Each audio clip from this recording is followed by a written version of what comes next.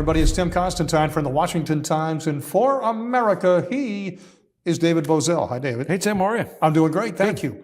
It appears that Donald Trump is going to be the nominee of the Republican Party. Barring a health issue Shocker. or incarceration, even then, he may still be the nominee of the Republican Party. The question that seems to be coming up everywhere now is who will be the vice president? Right. And there's a list. So I just want to run down and throw some names your way and get your reaction as to whether or not they have a good choice. You know, would they be a good choice? But B, would Trump even consider it? Okay. First two right out of the blocks, Ron DeSantis and Nikki Haley. No and no. Ron DeSantis would be an excellent choice. I don't think Donald Trump will consider Ron DeSantis.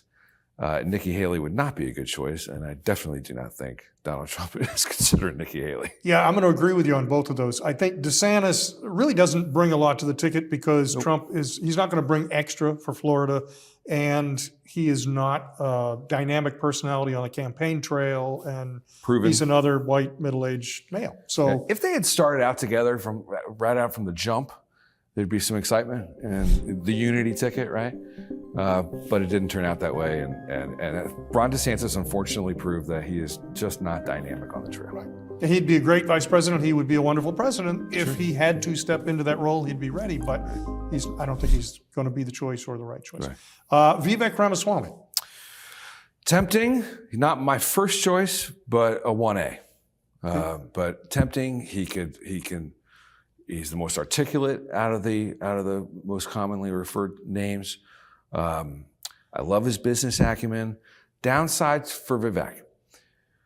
Doesn't bring any sort of electoral college help. That's okay. Not many of these vice presidential nominees do. The number one rule of the vice president, the selection is twofold. One, can you step into the job immediately? There's some questions, legitimate questions that he can. And two, you don't want to upstage the number one. And he's so good on the trail, and he's so good at the soundbite, and he's very Trumpian at taking on the press that he risks upstaging the number one. And for that reason, I don't think Trump will ever consider him. I sat down and did a one-on-one interview with him in December, and what I came away with from that is, as you said, very intelligent guy, well thought out. Whether you agree or disagree on any issue, you're crystal clear on where he stands on that issue. But I took that he had some of the smooth nature of Barack Obama and his campaign style and some of the bombast of Trump. It was an interesting mix, but it boiled down to, I felt like he was auditioning to be vice president. Right. And so he's right there beside Trump all the time now. And I know Trump has mentioned he'll be a terrific ally on the campaign trail, a host of cabinet opportunities. I just don't think that he's the choice for vice president. Someone Donald Trump has mentioned several times. I'd love to see him real quick. I'd love to see him debate Kamala Harris, though. I would too. That would be embarrassing. That'd be unfair. That would be. That'd be unfair. Tim Scott. Tim Scott, I've heard the president mention 3 or 4 times, jokes and says how he's a much better campaigner for Trump than he was for himself. Right. But they seem to have a pretty good vibe together. They do. Is there anything there? I'm not a fan of candidates that get 0.0 in the polls before they even register a vote. Again, I don't think that his debate performances were quite poor in the Republican primary. He just failed to stand out.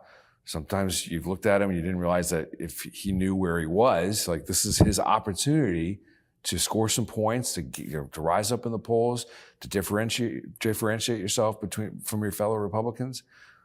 He didn't take advantage of that opportunity, and I don't like a senator in this spot. Interesting. They're just used to. They consider themselves the world's greatest deliberative body, and yet they never deliberate anything. They're just sort of, it was fun. They work 2 days out of the week. I'm just not a fan of a senator in the spot. One of the themes that the Democrats trot out all the time against Donald Trump is that he is a racist. I don't think it's an accurate thing. If he were to choose someone of the minority world, does it take that argument away, or do they suddenly find a different way to make that same argument? Well, they'll find clever and unique ways to make the same argument, but this is why I like Byron Donalds. He is my 1A selection. And not just because he's black. But you know what? If you're going to charge us with being racist, sexist, gender phobia, okay, I'll play that game. But Byron Donalds is a smart guy. I love his bona fides, being born and raised in Brooklyn and coming down to Florida. Represents Naples, of all places, right? Dynamic member of the Freedom Caucus, one of Donald Trump's weaknesses in his first term was his legislative affairs operation, his domestic agenda, getting someone who's been ingrained in House politics and all that entails, albeit the leadership has failed them. But Byron Donalds has been a tip of the spear thinker and a tip of the spear policymaker. So much, he gets quite a few votes during the McCarthy Speaker election, and then he was one of the nominees that stepped aside in favor of Mike Johnson. So his colleagues dig him. His wife has a terrific story from the education field. One of the tips of the spear in the charter school environment down in Florida. What a great story that would be as the Republicans try to formulate a reimagining of public education in this country, and as education is an issue on the trail. So his wife can be an asset. So there's not a lot not to like about a Byron Donalds selection. You mentioned how not only is Trump accused of being a racist, but sexist is the other one. Does he look at female candidates? Kristi Noem's name floats to the top. She, of course, the governor of South Dakota. Right. I'm not interested in picking a woman for the VP spot to answer the charge of sexism.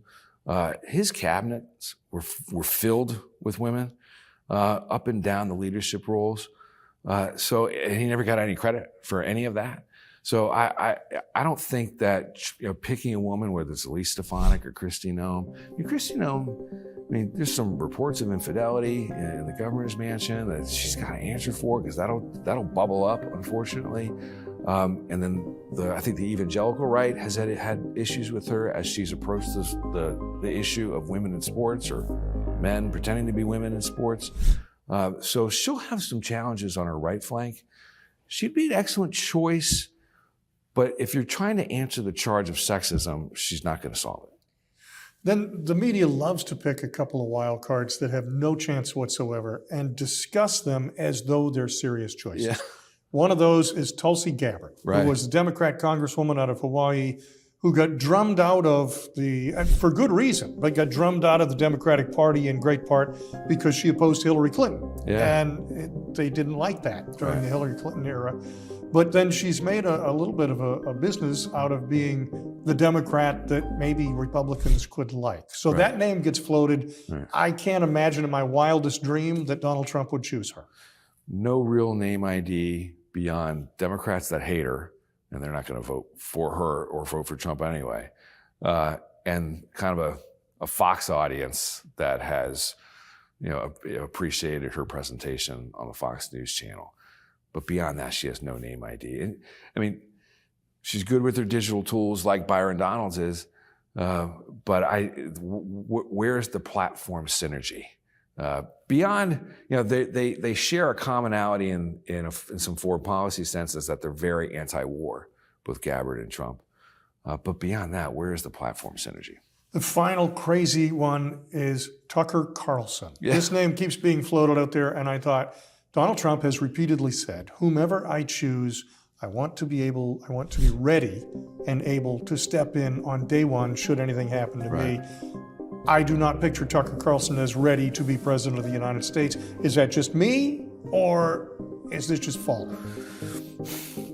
He grew up here. He knows the players. I think he could do it with some on-the-job training. But I really do prefer president of the United States on-the-job training. But look, I prefer ambition. Right? The Republican Party could use a little ambition. Some people criticize Byron Donalds for being too ambitious. We need more ambition within the Republican Party. And I don't think Tucker Carlson wants to be president of the United States. The money and the freedom that he has is just too great. Right. Final question, and that is, take all those names, take any other name you want. If you had to guess today who will be on the ticket, if Donald Trump is at the top of the ticket, who will be the name attached to his come November? I like Byron Donalds. I really do. That is my guess. That is my 1A selection, and I hope Byron Donalds is the pick. You heard it here first from the Washington Times and for America. It's Dave Bozell. I'm Tim Constantine. Thanks for watching.